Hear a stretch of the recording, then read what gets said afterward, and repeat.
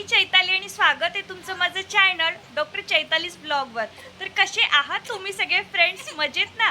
मजेतच असायला हवं। तर आज बरेच दिवसांनी ब्लॉग शूट करण्याचं कारण म्हणजे माझ्या दोन्ही बेबीजचे कान टोचायला आम्हाला जायचं आहे। बेबी रेडी आहेत, बेबी सोबत आई बाबा देखील रेडी आहे। बघा हा जो रडतोय ना हा बेबी बॉय आहे आणि तिथे शांत झोपली आहे बाबांच्या खुशी ती बेबी गर्ल आहे। चला आम्ही रेडी तर झालेलो आहोत, आता पुढचं शूट आहे ते शॉपवर करते।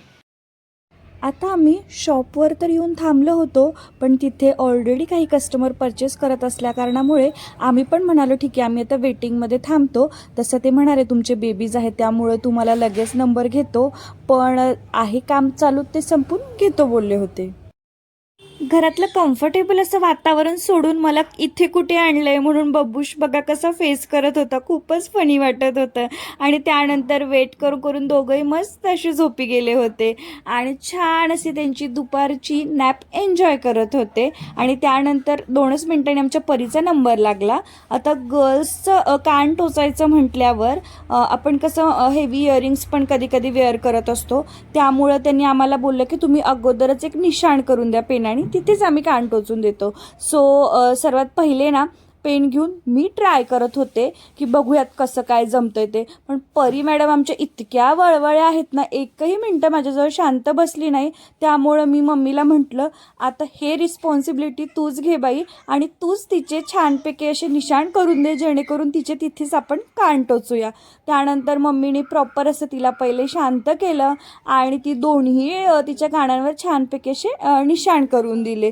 आणि त्यानंतर ते दादा देखील आता 2 सोन्याच्या तारी तयार करत होते दोन्ही बेबीजसाठी आणि नंतर ते प्रिक करण्यासाठी घेणार होते। मेन महत्त्वाचं म्हणजे माझ्या सासूबाईंनी ना येण्या अगोदर मला सांगितलं होतं की ना कान टोचायला जाताना सोबत खोबरं घेऊन जा, म्हणजे जेव्हा ती तार तयार करतील तेव्हा ती पहिले त्या खोबऱ्यामध्ये घालायची आणि त्यानंतर बाळाला पिक करायला घ्यायची।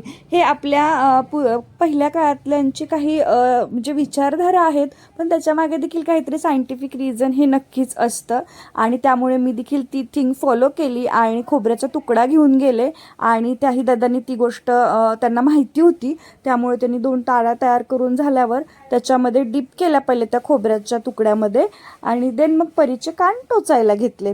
आता कर्णवेदन हा आयुर्वेदातील देखील बालरोग या विषयांमधील एक असा महत्त्वाचा विधी बच्चूंवर केला जातो तो सांगितला आहे व तो देखील मी तुम्हाला पुढे डिटेलमध्ये जर तुम्हाला आवश्यक माहिती असेल तर सांगेलच, पण सध्या तरी या व्हिडिओमध्ये एवढंच। आणि दुसरी महत्त्वाची गोष्ट म्हणजे तुम्हाला एका मागच्या व्लॉगमध्ये मी सांगितलं होतं की बच्चूंवर 16 संस्कार केले जातात आयुर्वेदानुसार, त्याला षोडश संस्कार असे म्हणतात।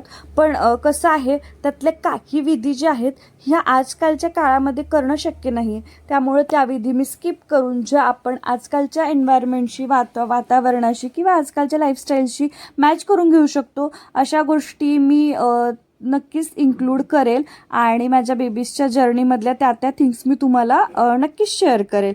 व आता हे बघा परीचे कान टोचले त्या दादांनी, बघायला तर इतकं वाईट वाटत होतं, पण नेमकं तेव्हाच काय झालं, माझ्या भावाचे एक फ्रेंड आहे त्याच्या मम्मी आम्हाला तिथे शॉपमध्येच भेटल्यावर बरं झालं त्या आल्या। माझ्या मम्मीच्या एकटीने तर ते बाळा ऐकतच नव्हते, दोघींनी मिळून बाळांना धरलं आणि एक कान टोचून झाल्यावर लगेचच बाळाला उचललं, थोडंसं शांत केलं। बाळ काम झाल्यानंतर थोडंसं त्याला स्टेबल करून मग त्याला दुसरा कान टोचण्यासाठी रेडी केलं आणि त्यानंतर तिथे त्या टेबलवर झोपवलं व नंतर दुसराही परीचा कान टोचला। तशी परी आमची ना सुपर सेन्सिटिव्ह आहे, त्याचबरोबर प्रोॲक्टिव्ह आहे, त्यामुळं तिचं रडणं देखील प्रो लेवलचंच आहे। पण इट्स गुड थिंग की बाळांमध्ये तो अवेअरनेस डेव्हलप होणं पण गरजेचं आहे। त्याचबरोबर त्यांची रिफ्लेक्सेस पण आपल्याला समजून येतात की एखाद्या गोष्टींवर बाळं कशी रिॲक्ट होतात। सो माझे दोन्ही बेबीज त्या बाबतीत खूप छान असे रिफ्लेक्सेस आहेत त्यांचे आणि खूप प्रॉपर असं छान त्यांची रिॲक्शन हर एक गोष्टीला येते, ती बघून आपल्याला आनंदही वाटतो आणि कौतुकही वाटतं। आणि हे बघा परी मॅडमचं किती रडणं चालू होतं, पण काय करणार, काही गोष्टी अशा असतात की ज्यांना आपल्याकडे ऑप्शनच नसतो. पण ठीक आहे, थोडंसं जे दुःख आहे ते नंतर अनंत काळासाठी जर आपल्याला आनंद देणार असेल तर ते दुःख काही काळासाठी सहन करायलाही काही नाही. आणि हे बघा परी मॅडमला असं झुलवून शांत करायचं सुरू होतं. आणि त्यानंतर आता आमच्या बबूश दादाचा नंबर होता कान टोचायचा. त्याला काहीही कल्पना नव्हती की आता त्याच्यासोबत काय होणार आहे. तो मस्त त्या दुकानामधल्या लाईटी ज्या होत्या चमचम करत होता, त्याचं ऑब्झर्वेशन त्याचं सुरू होतं. फॅन फिरत होता ते बघत होता. पण आता त्याला माहिती नाही काहीच वेळात त्याला प्रचंड वेदना होणार आहे. पण मगाशी तुम्हाला सांगितल्याप्रमाणे फ्रेंड्स, ठीक आहे, थोडीशी जी वेदना आहे ती आपल्याला अनंत काळासाठी हॅपीनेस देणार आहे. सो आम्ही देखील म्हटलं ठीक आहे, आता हा काय मुलगा, याच्यात तर आम्ही काही कानातले जे टोचलेले आहेत ते फार काळ नाही ठेवणार, हार्डली 1-2 वर्ष ठेवू. सो त्याचं काय असं मिडला जरी टोचलं तरी चालतं. त्यामुळं त्याचं काय असं पेन आणि स्पेसिफिक आम्ही खून करून नाही देणार.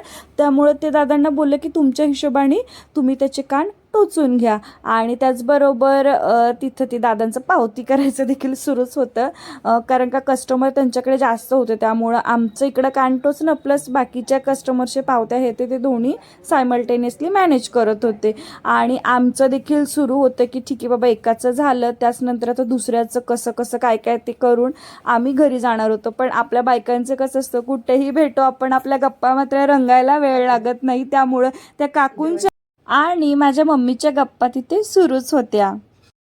शॉपमध्ये ट्विन्स बेबी आले आहेत आणि ती फार एक्साइटिंग गोष्ट असल्या कारणामुळे खूप सारे कस्टमर्स जे होते शॉपमधले ते बघून इतके खुश झाले बेबीजला. आणि ते येऊन बाळांसोबत सेल्फी घेत होते. ते बघून प्रचंड आनंदही होत होता की एवढीशी छोटीशी आहेत पण भारीच त्यांना फेम भेटतं आहे. आणि त्याचबरोबर बबूशचं इथं कानप्रिक केला, तो इतका रडला, पण परी मॅडमपेक्षा कमीच. आता हा व्हिडिओ जो आहे तो माझ्या ड्राफ्टमध्ये होता आणि ऑलमोस्ट माझे बेबी 3 महिन्याचे कंप्लीट झाल्यानंतर आम्ही त्यांचे कान टोचायला गेलो होतो आणि तेव्हाचा हा व्हिडिओ आहे. बट मी व्हॉइस ओव्हर आत्ता करून तो व्हिडिओ अपलोड करत आहे. आता सध्या माझे बेबीज 5 महिने कंप्लीट होऊन 6वा महिना त्यांना लागला आहे. पण त्यांच्या आयुष्यातली हर एक इम्पॉर्टंट गोष्ट मी कॅप्चर करून माझ्याकडे लाईफ लॉंगसाठी सेव्ह करायचं ठरवलं असण्या कारणाने मागे पुढे कसं ना, मी ते हर एक गोष्ट आपल्या यूट्यूबवर अपलोड करत आहे, जेणेकरून मोठं झाल्यावर ते जेव्हा बघतील तेव्हा त्यांना देखील खूप स्पेशल आणि हॅप्पी फील होईल. आता बबूशचा पहिला कान झाला टोचून, दुसरा कान देखील पटकन टोचला.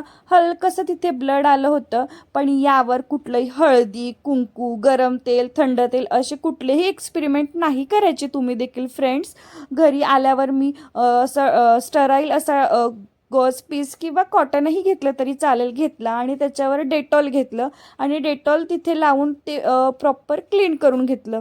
हार्डली दिवसातून मी असं 2दा क्लीन करत होते आणि ऑलमोस्ट 3 दिवसाचं केलं. आणि रोज झोपताना हलकंसं खोबरेल तेल तिथे लावत होते, जेणेकरून तिथं एक लुब्रिकंट प्रोव्हाइड होईल. आणि त्यानंतर बेबीचं दोन्हींचेही कान खूप छानरित्या प्रिक झालेले होते. कुठलीही जखम, कुठलंही काही झालं नाही. आणि सोने हा राजधातू असतो असं म्हणतात, त्यामुळे आम्ही देखील सोन्यानेच प्रेफर केलं कान टोचायचं. आणि त्यानंतर ह्या काही कान टोचल्यानंतरच्या क्लिप्स आहेत, दोघंही छान झोपी गेले होते व अशा प्रकारे कान टोचले व आम्ही तिथून बाहेर निघालो फ्रेंड्स. आता तुम्ही एक गोष्ट नोटीस केली असेल फ्रेंड्स, ते म्हणजे कान टोचताना आम्ही पहिले परीचे टोचले आणि नंतर बबूचे. परी ही आमच्या घराची लक्ष्मी असल्या कारणाने प्रत्येक ठिकाणी आम्ही पहिले तिला प्राधान्य देतो आणि त्यानंतर आमचे बबूश महाराज तर आहेत शेंडीफळ सोबत. आणि त्याचबरोबर आम्ही जेव्हा निघत होतो घरी जायला तेव्हा देखील परी मॅडम पहिले निघाल्या आणि त्यानंतर बबूश चालला होता. हर एक ठिकाणी आमचं जिथे वेलकम झालं, मग ते माझ्या घरी असू देत, माझ्या दिदीच्या घरी असू देत किंवा इकडे माझ्या माहेरच्या घरी असू देत, पहिले परीचंच आम्ही वेलकम केलं. लक्ष्मीचं आम्ही पहिले आगमन घेतलं घरामध्ये आणि त्यानंतर बबूशचं. व अशा प्रकारे छान असा कर्णवेधनाचा आम्ही संस्कार तिथे कंप्लीट केला आणि आता घरी निघायला चाललो होतो. दुकान फार काही लांब नसल्या कारणामुळे आम्ही चालतच जाणं प्रेफर केलं, जेणेकरून बेबी रडत वगैरे असतील तर दोघांना म्हणजे मम्मी पप्पांना 2 बेबी व्यवस्थित मॅनेज करता येईल. येतानाच आम्ही समोसे आणि कचोरी पार्सल आणली होती. आल्यानंतर पप्पांनी बेबीजला झोपवून ते ऑफिसला गेले आणि त्यानंतर मी, मम्मी आणि माझ्या भावाने तिघांनी मस्त समोसा आणि कचोरी एन्जॉय केली. आता व्हॉइस ओव्हर करताना माझे बेबीज देखील माझ्यासोबत आहे. कुठे आधीमध्ये त्यांचा आवाज ओरडणं येत असेल तर प्लीज तेवढं ॲडजस्ट करून घ्या हं फ्रेंड्स. बेबीज ॲडजस्ट करून हे सगळं गोष्ट मॅनेज करणं तसं डिफिकल्ट आहे, पण काय म्हणतात त्याला ना, आवड असले की सवड मिळते, तसं मी काहीतरी मॅनेज करत असते. हे बघा फ्रेंड्स, बच्चूचा ना माझा कान पूर्ण असं रेडिश झाला होता. तर चला या ब्लॉगचा इथेच एंड करते. कसा वाटला, काय वाटला ते मला नक्की कमेंट बॉक्समध्ये शेअर करायला विसरू नका. व आपल्या चॅनलवर नवीन असाल तर लाईक करा, शेअर करा आणि सबस्क्राईब करायला विसरू नका. Bye bye friends.